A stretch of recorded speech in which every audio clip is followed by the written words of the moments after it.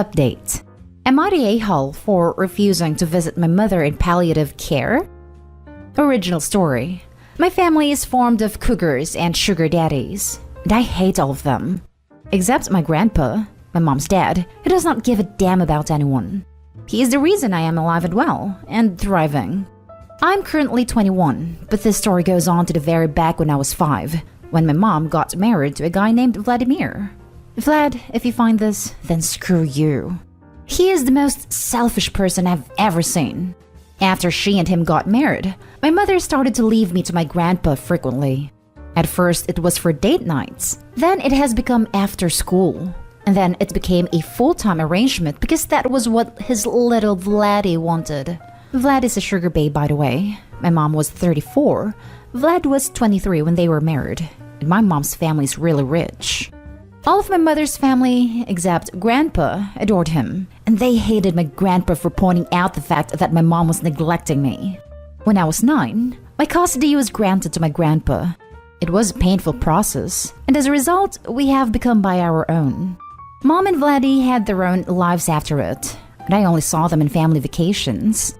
Last week, there was a call from Vladimir, saying that my mom has a terminal colon cancer, and she's currently in a palliative care unit.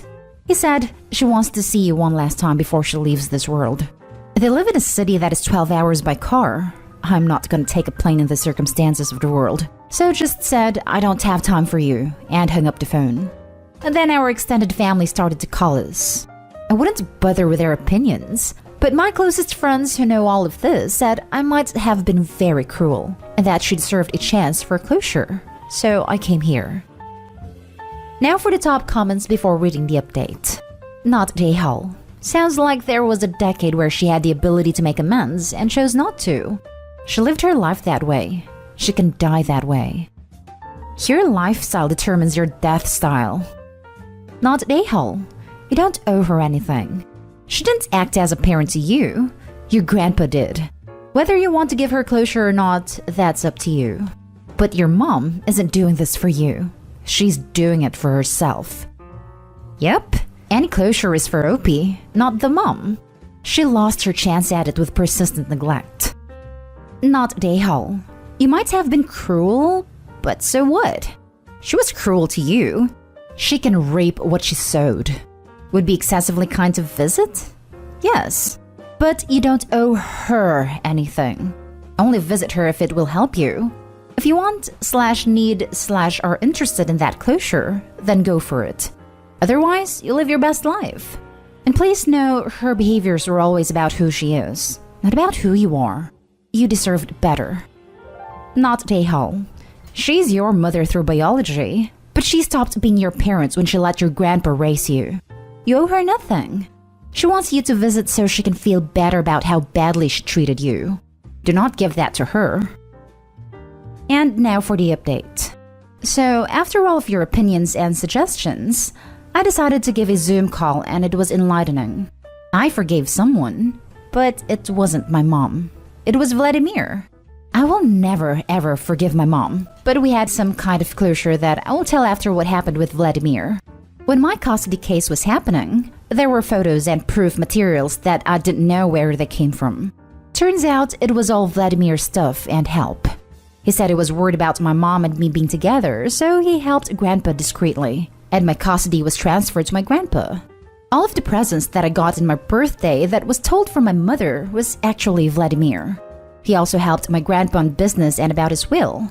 I feel so sorry for alienating him so much, but he said he wanted me to stay away from my mom, so he alienated himself too from the equation.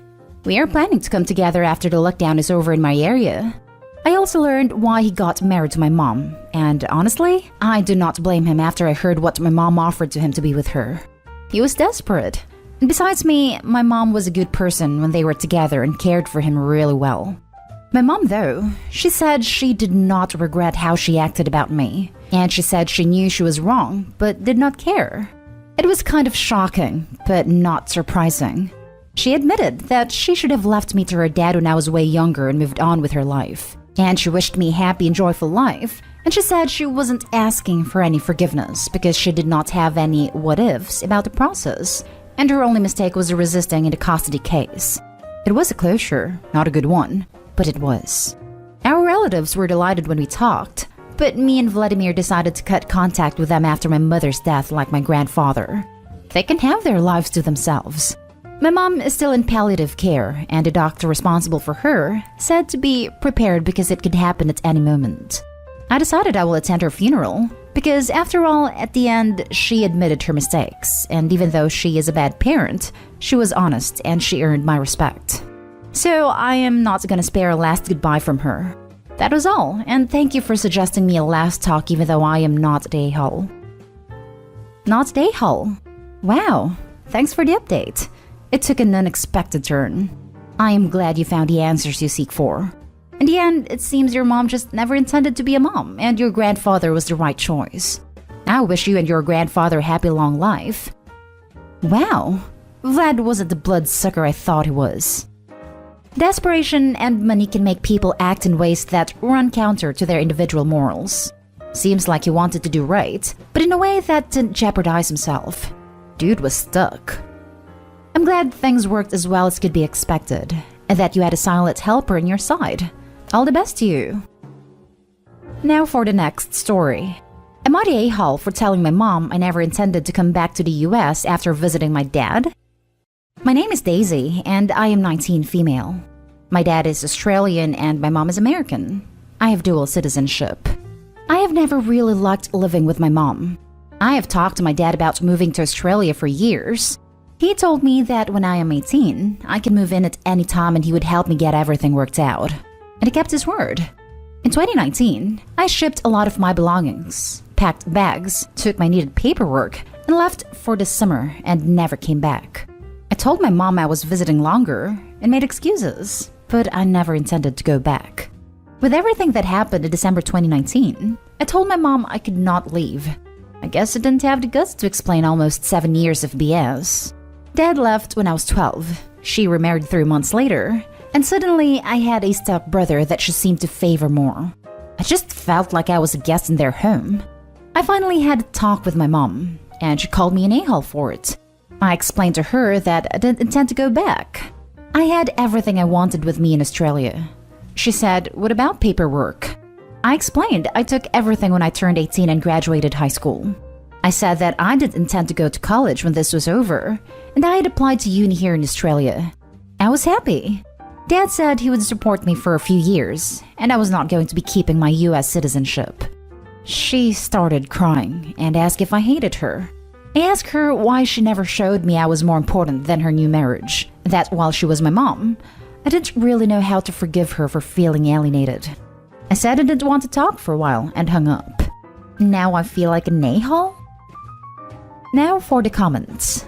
Not the a-hole. For everyone saying you're the a-hole or everyone sucks here, they are wrong. Your mother chose to get married 3 months after divorcing your dad. That's not sane. She then basically picks her new husband and stepson over her own daughter. She chose to be entirely selfish and put her needs over being a good mom. She sounds like someone with narcissistic tendencies. I don't blame you for moving away. Also, you're an adult and can choose where you want to live. Your dad seems a lot more supportive. You didn't owe your mom any conversation because she clearly wouldn't have listened and would have sabotaged you leaving. To all the other posters, do you not see the abuse her mother put her through? Like, it was bad enough she felt she needed to escape. I know what it's like, and it's doubtful that some of these posters do. You owe your mother nothing at all. Thank you for understanding. It was hard to explain to people I knew, unless they had seen/been to my house. Most of the time, people thought my mom must be great because she didn't care where I went. But it was really lonely, and I felt like no one cared, outside of my dad and friend group. Not an a-hole. It sounds like you were in a difficult position and you felt really hurt by your mom. Ideally, you would have told her sooner, once you were over here in Australia. But I think you did your best given your age and how you were feeling. It's pretty telling that she didn't know how upset you were and didn't even notice that you shipped all your important stuff over here. Welcome to Australia, mate. Also pretty telling, she didn't say, "I'm so sorry for not noticing," but ask, "Do you hate me?" Classic manipulative/narcissistic tactic. Not a-hole. Your mom didn't notice you'd moved all your stuff out of your room. Didn't notice your important papers were gone. Didn't seem to give a crap you'd scrubbed your existence from the house. You did the right thing for you. Good luck with your new life in Australia. She also asked about the paperwork right away. That implies that she would have tried to stop Opie from going. She clearly made the right decision. And as for her mother, actions have consequences. Too little too late. The last story is titled, Am I the a-hole for wanting my parents to meet our newborn before my wife's mother? I, male 27, just had an argument about this with my female 24 wife. And 2 weeks ago, we had our first child, and she's a healthy baby girl. Some background. She is the first grandchild on both sides. I come from a large family with 5 siblings, and my wife grew up as an only child in a single-parent household. Now, my wife is very close to her mother, which is understandable, and me and mother-in-law have a great relationship as well. Our original plan was for mother-in-law to move in with us during the later stages of the pregnancy because my wife wanted her there for support, and I completely understood and had no issues with that. Now the issue is that mother-in-law lives abroad, and as you all know, COVID happened, and so mother-in-law's country went into lockdown and pretty much put a stop to all international travel. So our original plan didn't happen. This made my wife very sad. She had been looking forward to having her mother close. Again, completely understandable. Pregnancy is scary and no joke. My parents and 3 of my siblings, however, live 2 houses down the road. And during the pandemic, we have been keeping them in our bubble. We have been having dinners and hangouts regularly. Now, here is our issue. We have been home for 1.5 weeks. We have not seen anyone, and again, I have not pushed us to see anyone. But I did ask my wife when she reckoned she was ready for my parents and siblings to meet their new niece and grandchild. She replied a bit annoyed that she wanted her mother to be the first one besides me to meet and hold her in real life, and that this was very important to her. Under normal circumstances, I would not object, but we don't know when they will be opening up for international travel. And for mother-in-law to be vaccinated and to fly over the Atlantic could potentially take months. I said it was really unfair to let my family wait for such a long time to meet their first grandchild, especially when they live so close. This did not sit well with her, and my wife and I had an argument. She said that since she gave birth and carried a pregnancy, she had a final say. Normally I would agree, but we don't even know when mother-in-law can come over, and I really want my parents to meet our daughter as well. They are eager. They have not pushed or asked in any way, but I can tell from talking to my mother that she can barely contain herself. My wife called me a massive a-hole, and that I refused to listen to her and could not possibly understand what women go through. I was just baffled and sad, and I feel I need outside perspective on this. Would I be an a-hole if I took our daughter to see my parents? Would I be an a-hole if I took our daughter to see my parents? Without your wife's permission? Absolutely, you're the a-hole. That would be a huge betrayal. Obviously, your child is likely to meet your parents before hers, but now is not the time to push this. You shouldn't be starting arguments and complaining about what's really unfair when your wife is only 10 days postpartum, coping with her first newborn baby and missing her mother. You need to back off and be kind. I was also thinking, maybe wait for a bit longer than 1.5 weeks out of the hospital before going into this topic that is clearly very important to her. I put everyone sucks here because of her comments on having the final say because she gave birth. Agreed. I don't get the amount of not a hole this post is getting. His wife gave birth less than a fortnight ago. She's probably dealing with a lot. Physically because of the birth and taking care of a newborn, but also mentally for the same reasons and also not having her mother, the one person, aside from Opie, she truly wanted present, near her during this whole thing. Opie, your parents will definitely meet your kids soon, but your wife needs kindness and support, not pressure over what other people want. If you take your kid without her permission, don't expect your wife to forgive you at all. That kind of betrayal breaks relationships. Put yourself in her place. Imagine being pregnant for the first time, wanting your mother there and not having her. Even worse, you don't even know when you'll see her, when she'll see your kid. You would probably feel awful and not be particularly rational. You would be a mess, and you would need time to process everything. What matters right now is that your wife and kid recover, particularly your wife, and that she has time to process everything. Like I said, your own desires and those of your family aren't more relevant than her mental well-being. It's been 10 days. Give her a break. In countries like mine, people don't get to see newborns until they are at least a month old for the sake of their immune system, even without a pandemic. Not the a-hole for feeling that way, but you would be the a-hole if you took your daughter to your parents behind your wife's back. Maybe try to include your mother-in-law in your life more. Video chats and maybe send her a lock of the baby's hair. That way, you can show your wife that your mother-in-law is important to you and to your baby. After that, you can revisit the meeting your family thing. Your wife is maybe being a little unreasonable, but actively doing something to upset her would be an a-hole move. She's still your wife. Best of luck to you. I think this is a lovely line of thought. Find some ways for mother-in-law to be included in special moments, even though it's just not realistic for her to be there in person right now. Everyone sucks here. Without the safety of the child issue at stake, she is an a-hole for disallowing family to see the baby for an open-ended period. Days for her mother to be first? Fine. Weeks? Possibly still okay.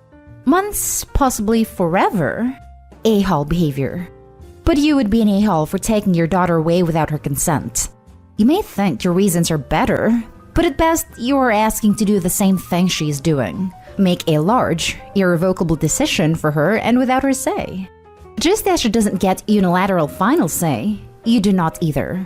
Work it out together, or expect that the loser in this situation, whether it is you or your wife, to carry possibly relationship-ending resentment ever after. Not the a-hole. She can't hold your kid hostage from family for months hoping travel will be allowed. Also, it's your kid too. But there could be something deeper than just that. Does she think your family isn't being safe?